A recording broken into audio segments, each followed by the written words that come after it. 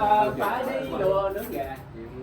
so AI, right? It's a new hot fact today that AI is becoming a trend in the tech marketplace, and we, as young people, we should learn what AI is. And today I will present to you the search of AI and what it is. So before we understand what artificial intelligence is, we have to understand first what is intelligence. So intelligence is the ability to understand, to learn a skill, to reason, and to use it and solve problems. So intelligence is it's a sort of rare thing that occurs on Earth, as in most animals, their intelligence is rather low. While intelligence is rare, it is still exhibited by a lot of substantial amount of species at high levels. For example, the aviation species and the primates.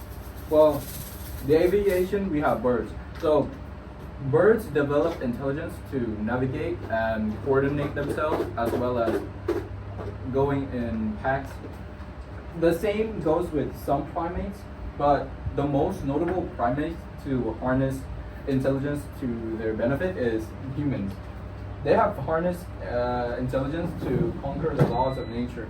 Look at the cities around us. It used to be trees, jungles, forests, even mountains. And we have developed technologies to move all that all the way and build and raise skyscrapers and all sorts of man-made mega constructions.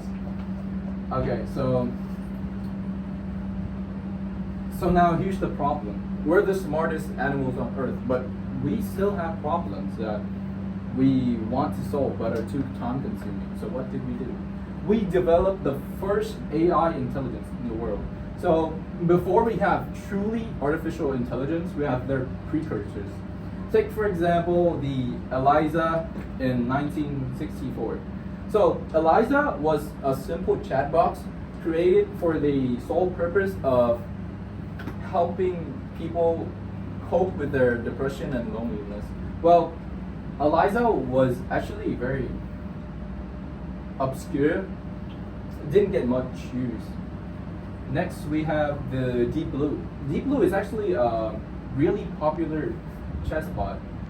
So in 1997, it actually beat the world champion Garry Kasparov in the chess match, and that basically solidifies AI's position in the human timeline. Next is the IBM Watson, and for those who don't know, the IBM Watson is actually a machine that has AI integrated in it. Basically, it scans a person and it can diagnose a person based on symptoms. Well, you can use this with a palm as well. Okay, so all these AIs are still just simple task-based AIs. They're only good at one thing, and they have to be programmed to do that thing. So to get rid of this barrier, what did we do? We created generative LLMs. Well, they still require programming, but they can basically research as we do, but they cannot think as we do, because they rely on a database to actually work, sort the information and compile it. So these generative LLMs are good at multitasking abilities. So take Deep Blue for example. It's only a chessbot. You cannot use it for research, mathematics, physics, or anything else. You can only use it for chess. But with these generative LLMs, you can actually use them to research subjects that you don't know, help you solve math questions, and basically anything that you want, but only in a limited database. But considering how the internet sphere has developed over the time, the information that you can gain is basically limitless from these LLMs. Also, they have broader research capabilities, which means that they can research at a wider field, like quantum physics, complex math, or something like that. And examples are Gemini, DeepSeek, ChatGPT are for mainly research, mainly for research. There's Grok, which is a new AI on the block. Personally, me, I think of it as a news AI because I haven't seen people use it for anything else other than to confirm news information. And there's Coursera, which is a coding AI. It's actually pretty good. So in the coding industry, AI has really revolutionized the marketplace. Back then, you had to manually code an entire website, right? Now you can just use ChatGPT for the front end, debug it with DeepSeek, and then you can get Coursera to polish it. But you still have to write the basics, of course. Now, in 2020, as you remember, there was a giant. There was a what's it called? I guess an AI art pandemic, where a lot of artists are getting their art stolen and appropriated by AI, which means that people who created these image generation AIs are actually taking the art of artists without their permission, putting them into these AIs to train them and to generate these images with that artist's art style. So that's become quite a problem. And one of the best bots in the AI image industry is the Midjourney. Okay, so I've only been talking about generative LLMs. They're AI, but they can only operate in a database, right? So that begs the question: what if an AI existed that can utilize this database to add on more and to upgrade itself? So that's where we prophesize of AGI, short term for artificial general intelligence. So for humans, we are actually general intelligence. We have general intelligence. Like these aviations and primates can obviously learn stuff, but not at a level that we can. We can learn. Well, we humans, some of us are masters at something and beginners at another, right? So we have a unique ability to master one thing and then go on to learn and master another thing. That's called general intelligence.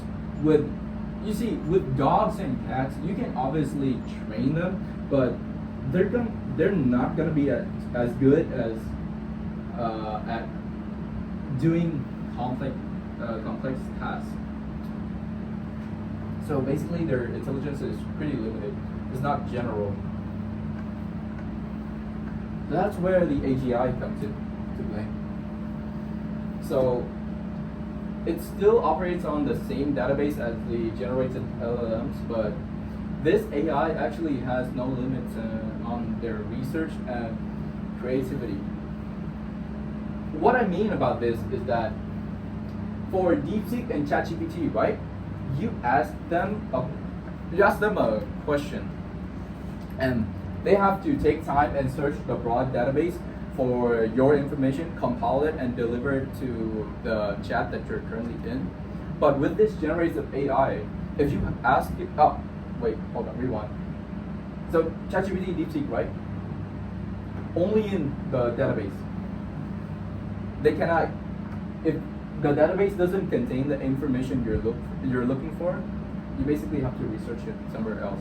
With this AGI, they could actually research the data that you're requesting itself, even if it doesn't exist in the database, and it can add that new information onto this database and use it for further like future inquiries, right? And the creativity part. So the Midjourney bot, it has to depend on the art that was given to it. Now these AGIs doesn't have to depend on the art that it's trained on. It can have different styles that could mimic real human creativity. Well, for example, right, these Midjourney bots can only operate on what we call prompts. And those prompts are basically instructions to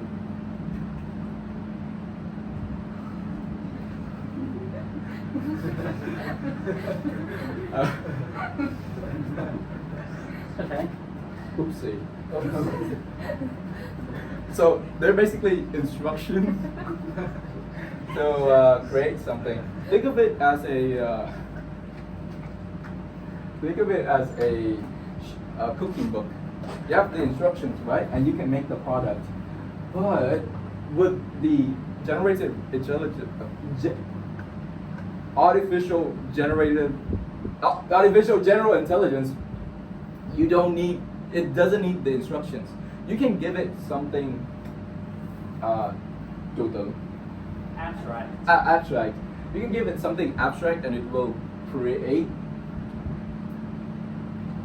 It's kind of hard to explain this concept because it itself is very abstract. Basically, it can think and create as humans do, like 99.99% accuracy. It can self-learn, which means that it can add to its database. It can basically develop itself if it wants to. It has geometric learning, which means that today it learns 2 things. The next day it learns 4 and 8 and so on. So these AGIs are actually very revolutionary. You can compare it to us inventing the light bulb.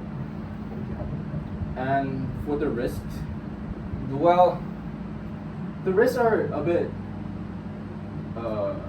hard to explain because it's not here yet, and we can only speculate the risk. Well, one of the biggest risks is self-multiplication.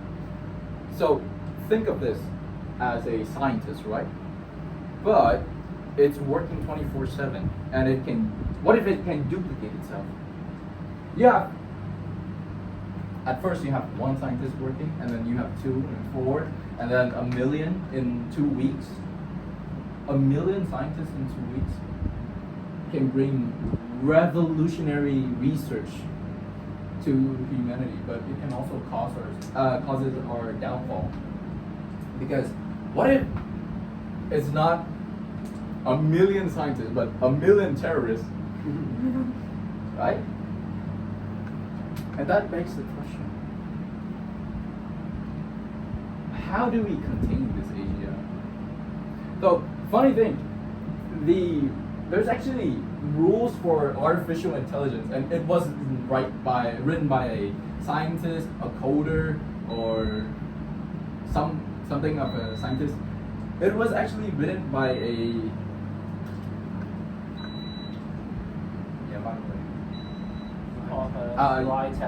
it was written by a writer. I don't quite remember his name, but it has 2 main rules. Firstly, do not harm humans in any way, and secondly, you have to try everything to preserve yourself unless it conflicts with the first rule. And scientists currently now are actually debating on using this rule for the artificial general intelligence to keep it in check. If we can view this generative AI as a companion, not just as a tool, it will actually revolutionize humanity, because these AIs are very different from just tools over here. They can actually create. They can actually research. They can even think and feel if we at some point give them the power to. They can actually be companions. They can actually be like research partners. They can basically do everything for us.